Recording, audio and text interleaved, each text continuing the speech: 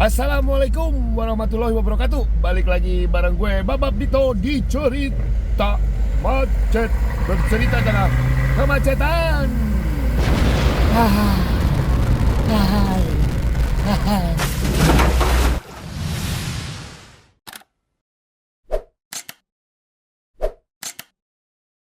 Oke, di cerita macet kali ini gue mau cerita yang harus diceritakan.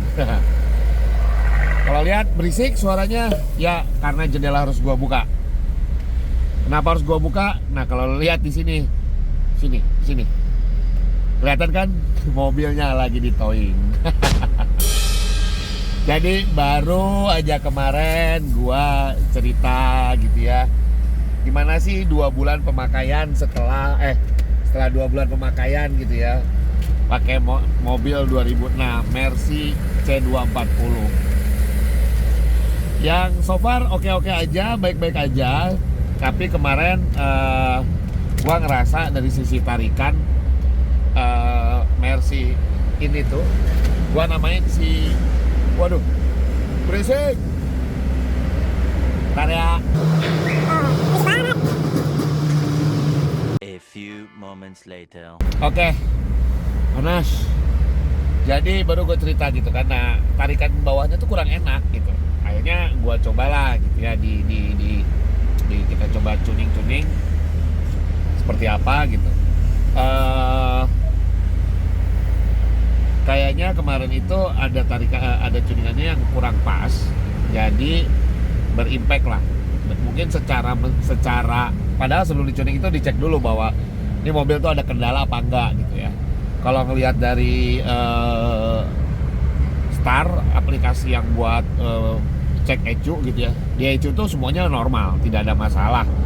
Di indikator tuh nggak ada apa-apa, semuanya normal function, udah oke semua, baru bisa di tuning gitu. Setelah dilakukan tuning udah oke. Sebenarnya yang pertama udah di set, udah enak, tapi gua masih ngerasa kurang dikit, di set lagi gitu ya. Nah akhirnya ternyata kurang pas lah dengan kondisi mobil gua saat ini. Jadi pada saat tanjakan ada tarikannya yang kurang, yang berimpact kepada pembuangan. Jadi bukan gara-gara tuningnya sebenarnya, benar, bukan gara-gara tuningnya, tapi lebih kepada ternyata mobil gua nggak siap.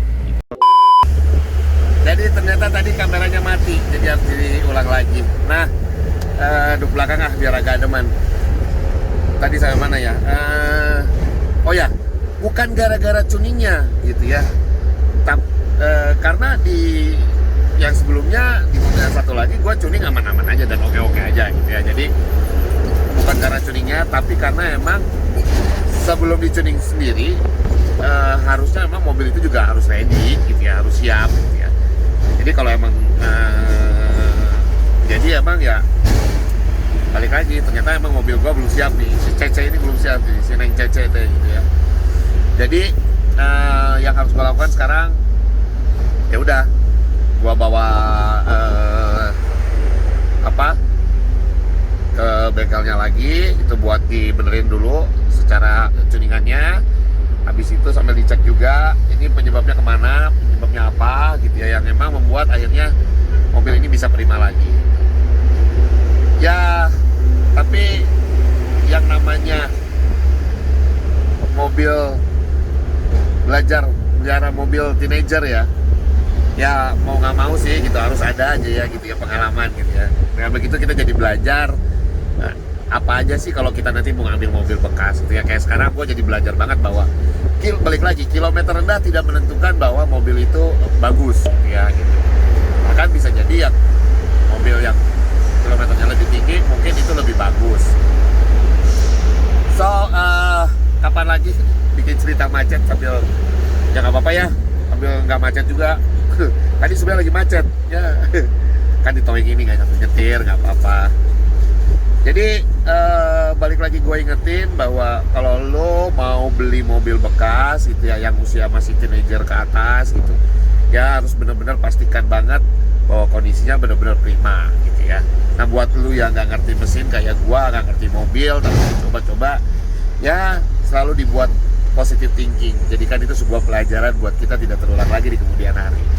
Karena bagaimanapun nanti lama-lama juga lo akan terbiasa mana mobil yang bagus, yang enak, yang siap dipakai, mana yang enggak. Ngomongin kemarin gua mau jual juga, oke, gak jual dulu ya. Nanti tunggu beres dulu, biar oke dijualnya. Kata Om Real Benz, mersikanlah mersimu dulu lah. Nah, kita mersikan dulu mersinya gua. Nanti kita lihat update lagi gimana project terbagusnya, terbaiknya. Semoga ini bisa jadi mobil gua dalam beberapa tahun ke depan.